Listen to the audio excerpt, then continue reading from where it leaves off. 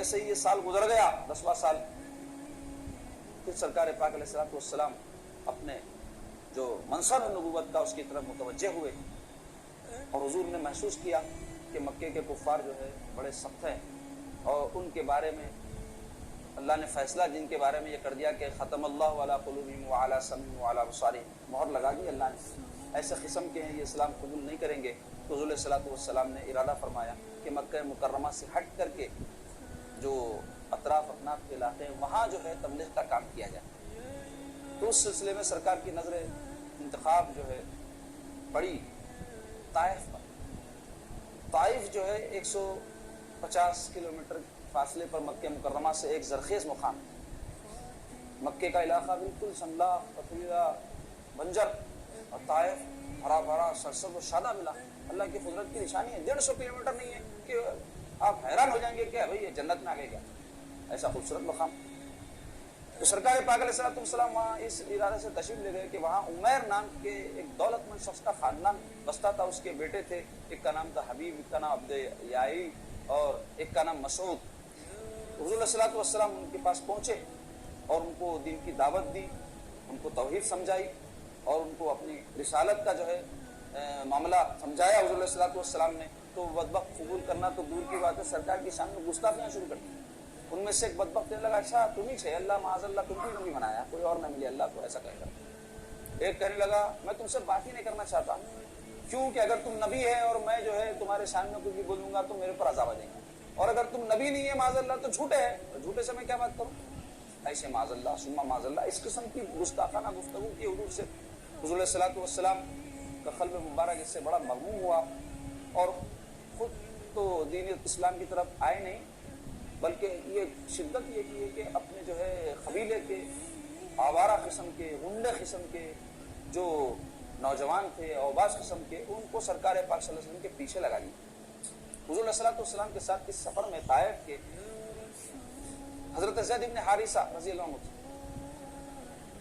تو وہ جو اوباش قسم کے، آوارہ قسم کے نوجوان تھے، وہ سب سرکار پاک صلی اللہ علیہ وسلم کے پیچھے گالیاں دیتے ہوئے، برا بھلا کہتے ہوئے چلنے لگے، اور سرکار جب خاموش ہو گئے تو ان کو اور غصہ آ گیا، تو جواب نہیں دینے بولے، پتھراؤ کر دیے حضور، اتنے پتھر مارے ان لوگوں نے کہ سرکار پاک صلی اللہ علیہ وسلم کا سر مبارک اور جسم اطہر زخموں سے چور گیا۔ ان کے پتھراؤ کو روکنے کے لیے حضرت زید بن حارثہ حضور کی ڈھال بن جاتے تھے، تو یہ لوگ رخ بدل کے دوسری طرف سے پتھراؤ کرتے، حضور کی پیٹھ مبارک کی طرف جب حضرت زید آ جاتے تو یہ لوگ حضور کے چہرے انور کی طرف پتھراؤ کرتے، جب یہ چہرے کی طرف آتے تو پیٹھ کی طرف پتھراؤ کرتے،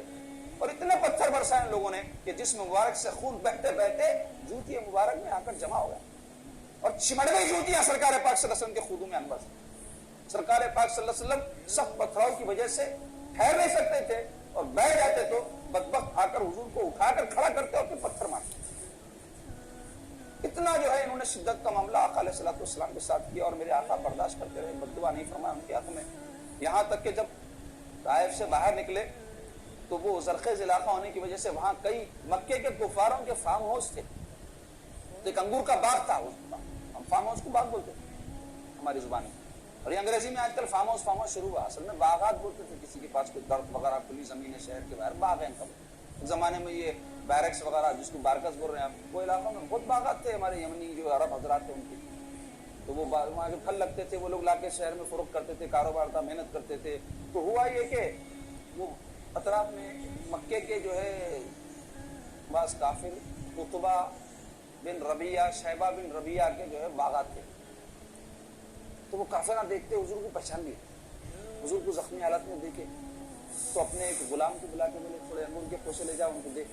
کیونکہ حضور ان کے علاقے کے تھے نا، یہ تھے تو کافر لیکن پھر بھی اپنی علاقہ واریت کی وجہ سے ان کو حضور پاک صلی اللہ علیہ وسلم پر رحم آ گیا، تو وہ عداس نام کا غلام تھا، اس کو دیے انگور کے پوشے لے کے آیا، دو دھلا کے حضور کی خدمت میں لایا، حضور پاک صلی اللہ علیہ وسلم کانپتے ہوئے دستے اقدس سے انگور کا ایک خوشہ توڑے اور بسم اللہ الرحمن الرحیم پڑھے، تو وہ عداس حیران رہ گیا، بولا یہ کیا کلمات ہیں، میں برسوں سے یہ علاقہ میں رہتا ہوں، یہ لوگ کھاتے پیتے سب کرتے، کبھی بھی ایسا نام نہ لیتے، یہ آپ جو ہے ایسا نام لیے، بسم اللہ الرحمن الرحیم پڑھے۔ تو حضور پاک صلی اللہ علیہ وسلم اس سے پوچھے عداس سے تم کہاں کے رہنے والے، تو وہ کہنے لگا میں نینوا مقام کا نام ہے وہاں کا رہنے والا۔ حضور فرمایا اچھا یونس ابن متہ کی سرزمین کے ہوتے. تو یہ سنتے انہیں حیران رہ گیا, بولے یونس ابن متہ کو آپ کیسے پہچانتے؟ تو حضور پاک صلی اللہ علیہ وسلم فرمائے وہ بھی اللہ کے نبی تھے, میں بھی اللہ کا نبی ہوں.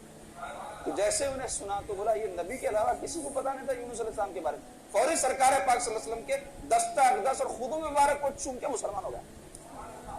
وہاں سے جو عتبہ اور شیبہ دیکھے بولے یہ کیا تماشا ہے, جس کو بھیجا ان کے پاس ان کا ہو جاتا, جس کو بھیجا ان کا ہو جاتا. پریشان ہو گئے لوگ. پھر وہاں سے سرکار پاک صلی اللہ علیہ وسلم جب نکلے تو مقام نخلا, ایک مقام ہے طائف اور مکے کے بیچ میں, وہاں تہجد کی نماز میں سرکار پاک صلی اللہ علیہ وسلم قرآن مجید پڑھے تو نصیبین ایک مقام ہے, وہاں کے جنات وہاں سے گزر رہے تھے. تو قرآن جب تہجد میں سنے اتر کے آئے نیچے, قرآن سنتے ان کا ایسا حال ہو گیا سرکار پاک صلی اللہ علیہ وسلم پر ایمان لے آئے اور جا کے اپنی قوم کو جو ہے سنائے کہ ایک عجیب کلام ہم نے سنا ہے. اور پھر بعد میں آ کے جو ہے مدینہ شریف جب سرکار ہجرت فرمائے تو بہت سارے جنات سرکار پاک صلی اللہ علیہ وسلم کے دست اقدس پر اسلام کو ملی. پھر سرکار پاک صلی اللہ علیہ وسلم وہاں سے نکل کر اشبعین جو ہے دو پہاڑوں کو کہتے ہیں جو طائف اور مکہ کے بیچ میں ہے,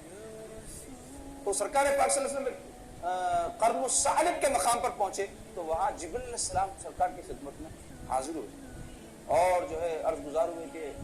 یا رسول اللہ, اللہ تعالیٰ نے اس فرشتے کو میرے پاس ساتھ دے کر بھیجا ہے جو پہاڑوں پر مامور ہے, اس کی خدمت پہاڑوں پر ہے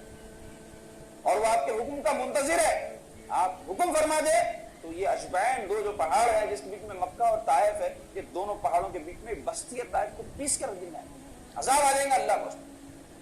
تو یہ سن کر میرے آقا علیہ الصلوۃ والسلام فرمائے جبرائیل میں یہ نہیں کر سکتا, ان کے حق میں بددعا نہیں کر سکتا, اس واسطے کہ اللہ نے مجھے رحمت للعالمین بنا کے بھیجا ہے, میں رحمت ہی رحمت ہوں. میں ارے کوئی بات نہیں ہے, لوگ دین قبول نہیں کیے, مجھے یقین ہے کہ ان کی آنے والے نسلیں مسلمان ہو جائیں, اور میرے آقا کی زبان سے نکلنا تھا وہی ہوا. اب آپ دیکھو وہ سارا علاقہ جو ہے سرکار پاک صلی اللہ علیہ وسلم کے زمانے مبارک میں اسلام کی دولت سے معمور اور سرفراز ہو گیا. پھر وہاں سے سرکار پاک صلی اللہ علیہ وسلم جب مکہ مکرمہ کے قریب پہنچے تو مطعم بن عدی نام کے شخص جو تھے ان کے پاس پیغام بھیجا کہ تم مجھے اپنی امان میں لے لو. اس زمانے میں اگر کوئی سردار کسی کو امان میں لے لیتا دوسرے قبیلے والے اس کو نقصان نہیں پہنچا سکتے, یعنی یہ گارنٹی رہتی تھی کہ ان کو ہمارا آدمی کوئی نقصان نہیں پہنچا. تو وہ شخص جو ہے فوری قبول کر لیا اور اپنے بیٹوں کو جو بڑے بہادر تھے بھیجا, جاؤ ان کو جو ہے اپنی نگرانی میں ان کے گھر تک پہنچا کے آؤ. اس کے باوجود کہ اس زمانے میں کفار بڑے دشمن تھے سرکار کے, لیکن ان کے پاس بعض ایسے اصول ضابطے تھے جس پر وہ ہمیشہ عمل کرا رہتے. جیسا مہمان کوئی دشمن بھی ہے تو مہمان نوازی کرتے, ایسے ہی کوئی امان طلب کرے تو کبھی انکار نہیں کرتے. حضرت ابوبکر صدیق رضی اللہ عنہ بھی حبشہ کی جانب ہجرت کرنے کے واسطے جا رہے تھے. مالک ابن دغینہ نام کا ایک شخص قبیلے کا سردار تھا, دیکھا ابوبکر آپ جیسا معزز آدمی کہاں جا رہا, تو آپ فرمائیں, اور اکیلے جا رہے تھے نا, تو کہاں جا رہے ہیں؟ تو بولے میں یہ مکہ چھوڑ کے جا رہا ہوں. کیوں؟ بولے یہاں کے لوگ مجھے چین سے رہنے نہ دے رہے, ہم اللہ کو ایک مانتے ہیں, قرآن پڑھتے پڑھنے نہیں دے رہے. تو بولے آپ کے جیسے آدمی کو یہ لوگ جانے کیسا دے رہے ہیں, چلو آپ میرے ساتھ مکہ لے کے آ کے. بولا میں ان کو امان دے دوں, تم لوگ کو ان کو نقصان نہیں پہنچا. تو مکے کے کفار بولے ٹھیک ہے آپ امان دے دو, مگر ہماری ایک شرط ہے, ان کو بولنا کہ قرآن گھر میں پڑھ لینا, دیکھو یہاں نہیں پڑھنا, یہ پڑھتے ہمارے لوگ ہیں, ان لوگوں کے پیچھے ہو جا رہے ہیں, تو ہم نہیں چاہتے ایسا کچھ ہو نقض امن, لہٰذا جو ہے آپ ان کو پابند کر دو. تو حضرت ابوبکر صدیق چند دنوں تک تو گھر کے اندر پڑھ لیتے رہے, مگر ایمان کی حرارت جس انتہائی کے درجے پہ حضرت ابوبکر کی تھی, کہاں یہ گوارا کر سکتے تھے. تو آپ کیا کریں, اس کے بعد قرآن مجید جو ہے کھلا پڑھنے لگے, اور اب کی عورتیں ساری مکے کی بچے سب جمع ہو جاتے تھے اور سن کے محبوس ہو جاتے تھے کلام الہی, کیونکہ ان کی زبان تھی اور پھر اللہ کا کلام, رسول اللہ صلی اللہ علیہ وسلم بیچ میں واسطہ, کیا نہیں اس کی تاثیر رہی ہوگی. تو کفار پورے بپڑ گئے. مالک ابن دغنہ کو بولے ان کو جو ہے آپ بولو اندر پڑھو, بولو نہیں تو آپ امان اٹھا لو. تو حضرت ابوبکر صدیق فرمائے انہیں کیا امان اٹھاتا, میں اس کی امان اس کو واپس کرو, اللہ کی امان میں جا رہا ہوں, پرواہ نہیں ہے مجھے, بولے اللہ میرے لیے کافی ہے. تو ایسا امان دینے کا طریقہ تھا بتا رہا ہوں. تو وہ سارے جو ہے اس کے بیٹے وہ حضور علیہ الصلوۃ والسلام کو تلواروں کے سائے میں حرم کعبہ میں لائے, حضور طواف فرمائے, اور اس کے بعد حضور پاک علیہ الصلوۃ والسلام کو لے جا کر اپنے جو ہے گھر میں حضور کے چھوڑ دیے. تو یہ نبوت کے 11ویں سال کا